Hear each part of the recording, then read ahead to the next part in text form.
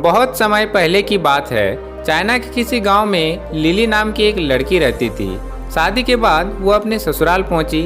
उसके परिवार में सिर्फ वह, उसका पति और उसकी सास थी। कुछ दिनों तक सब ठीक चला, पर महीने बीतते बीतते लिली और उसकी सास में खटपट होने लगी।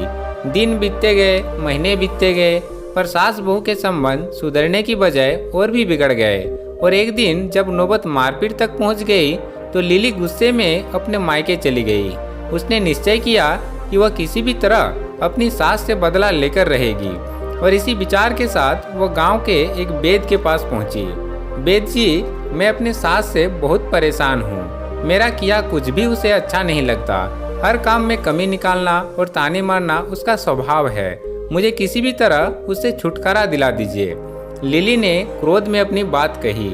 वेद बोले, बेटी, क्योंकि तुम्हारे पिताजी मेरे अच्छे मित्र हैं, इसलिए मैं तुम्हारी मदद जरूर करूंगा। पर तुम्हें एक बात का ध्यान रखना होगा, मैं जैसा कहूँ ठीक वैसा ही करना, वरना मुसीबत में फंस जाओगी। मैं बिल्कुल वैसा ही करूंगी। वेद अंदर गए और कुछ देर बाद जड़ी बूटियों का एक डिब्बा लेकर वापस आए और लिली को थमाते हुए बोले, लिली, तुम अपनी सास को मारने के लिए किसी तेज जहर का प्रयोग नहीं कर सकती, क्योंकि उससे तुम पकड़ी जाओगी। यह डिब्बा लो, इसके अंदर कुछ दुर्लभ जड़ी बूटियां हैं जो धीरे धीरे इंसान के अंदर जहर पैदा कर देती है और 7 से 8 महीने में उसकी मौत हो जाती है। अब हर रोज तुम अपनी सास के लिए कुछ पकवान बनाना और चुपके से इन्हें खाने में मिला देना। और ध्यान रहे, इस बीच तुम्हें अपनी सास से अच्छी तरह पेश आना होगा। उनकी बात माननी होगी ताकि मौत के बाद किसी का शक तुम पर ना जाए। जाओ, अब अपने ससुराल वापस जाओ और अपनी सास के साथ अच्छे से व्यवहार करो। लिली खुशी खुशी जड़ी बूटियां लेकर ससुराल वापस लौट गई। अब उसका व्यवहार बिल्कुल बदल चुका था।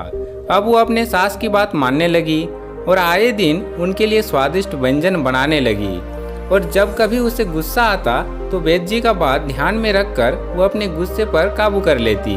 6 महीने बीतते बीतते घर का माहौल बिल्कुल बदल चुका था। जो सास पहले बहू की बुराई करते नहीं थकती थी, वह अब घर घर जाकर तारीफ करते नहीं थकती थी। लिली भी अभिनय करते करते अब सचमुच बदल चुकी थी। उसे अपनी सास में अपनी माँ नजर आने लगी थी। लिली को अब अपनी सास की मौत का भय सताने लगा और एक दिन वह किसी बहाने से मायके के लिए निकली और सीधे वेद जी के पास पहुंची। वेद जी, कृपया मेरी मदद करिए। मैं अब अपनी सास को नहीं मारना चाहती। वह तो एकदम बदल गई है और मुझे बहुत प्यार करने लगी है। मैं भी उन्हें उतना ही मानने लगी हूँ। कुछ भी करके उस जहर का असर खत्म कर दीजिए। लिली रोते हुए बोली। वेद जी बोले, बेटी, चिंता करने की कोई जरूरत नहीं है। दरअसल मैंने तुम्हें कभी जहर दिया ही नहीं था। उस डिब्बे में तो बस स्वास्थ्यवर्धक जड़ी बूटियां ही थी। जहर तो तुम्हारे दिमाग और नजरिए में था।